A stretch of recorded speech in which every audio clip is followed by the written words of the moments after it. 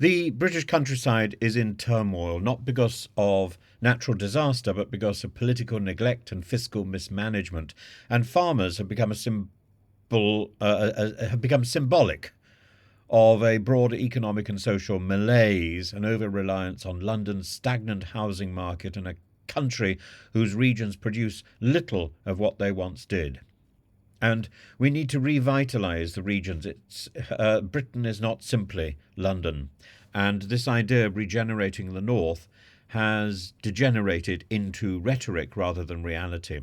So Keir Starmer's claim that a typical farming family will benefit from a £3 million inheritance tax threshold has been dismantled today by experts as misleading. According to Emma Haley of Boodle Hatfield, the full exemption is only achievable under complex conditions including splitting ownership after a spouse's death. The National Farmers Union, the NFU, counters the government's claim that the policy will only affect 25% of farms, saying that it will impact far closer to 75%, and farmers now face the grim reality of restructuring estates or enduring punishing tax burdens, choices that threaten their very livelihood. Tom Bradshaw of the National Farmers Union poignantly states that some farmers feel so trapped by the impending reforms they are contemplating suicide, rather than leaving their heirs with crippling debts. This stark indictment highlights a cascading policy failure where poorly conceived changes to agriculture and business property relief add up to a projected £1.8 billion in tax revenue by 2029 to 30, yet consultancy CBI Economics estimates that only £387 million of this will come from agricultural property relief, a testimony to how small, struggling farms disproportionately shoulder the burden. Meanwhile, London continues to dominate Britain's economic landscape, even as its housing market stagnates. Research by Hamptons reveals fewer Londoners are leaving the capital as the post-pandemic return to office culture and inflated countryside property prices deter relocation. The idea of London as an economic hub contrasts sharply with the ghost towns of the north, once industrial powerhouses but now reduced to producing little of economic value, and the Financial Times analysis exposes a country dangerously reliant on a single city while neglecting regional development. Despite all the rhetoric, the parallels between farming and other sectors underscore the chaos of the systems. Treasury reassurances that private faith schools, for example, would remain viable under new VAT policies proved immediately hollow, and closures of faith schools are now widespread, starting with a Jewish school in North London, which tumbled just a few weeks ago, further eroding rural educational infrastructure and community cohesion. And the changes appear emblematic of a government that, as one might say, hasn't done its homework.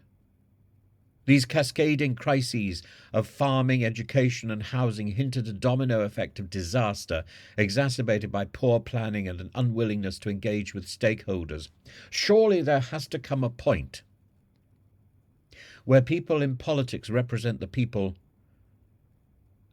or come from the areas that they are representing. Instead, we've got an urban political elite imposing their ideology on a rural landscape that is suffering as a consequence.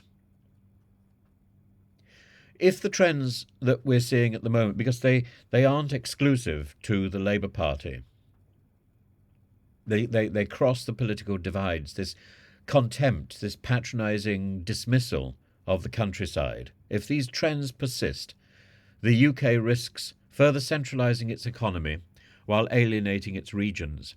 Farmers, educators, rural communities are bearing the brunt of policies designed with little regard for their realities. As Camilla Wallace of Wedlake Bell notes, even larger farms are unlikely to benefit from the touted exemptions, with the £3 million figure being at best a political smokescreen. The Treasury's silence on these matters speaks volumes about the disconnect between policymakers and the affected industries, whether this is health, whether this is transport, whether this is education, or whether this is farming or fishing. British farming is not merely an economic sector, it's a cultural cornerstone of our country. Yet it stands as a microcosm of broader national failings, where a London-centric economic model, where a London-centric political elite and ill-conceived tax reforms exacerbate inequality. As tractors protest in Parliament Square and farms teeter on the brink, one can only conclude that the government's policies are a textbook case of a solution worse than a problem. Without urgent intervention, these crises will deepen, leaving Britain with a countryside as barren economically as its ghost towns are industrially.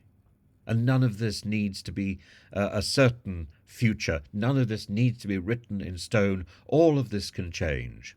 But it requires thought, it requires transport, it requires education, it requires thinking outside the box, it requires harnessing the positives that we have rather than destroying what is good in the hope that what is bad will get better. That isn't how life works.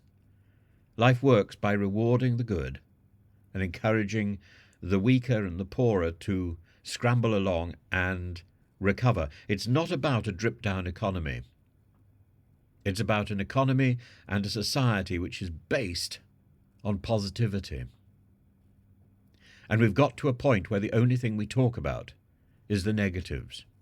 We need to reward the positives. We need to celebrate what is good across our country. Because if we don't do that, our country will collapse. And maybe a lot of the problem lies in the adversarial form of our parliament. I personally happen to like it. But I also personally happen to think that Kemi Badenoch is a disaster and Keir Starmer is not very good at answering questions. We need to encourage the parliamentary system to be the best it can be, rather than to be the worst it is. We need to encourage our farming to be the best it can be. And that means help. We need to encourage our transport to be the best it can be, and that means service to the community. We need to encourage banking in the same way. Instead, what we see is the various industries like banking, like transport, serving themselves. That's an onanistic, manu-strupacious absurdity which shouldn't be encouraged and shouldn't be permitted in public life. Public life is there to serve the community and to serve people across our country, not to be targeted in one particular place. And even in London there are spots where, nothing happens because no one's interested. We need to be interested in every part of our country. And if we're not, then we're not doing our job.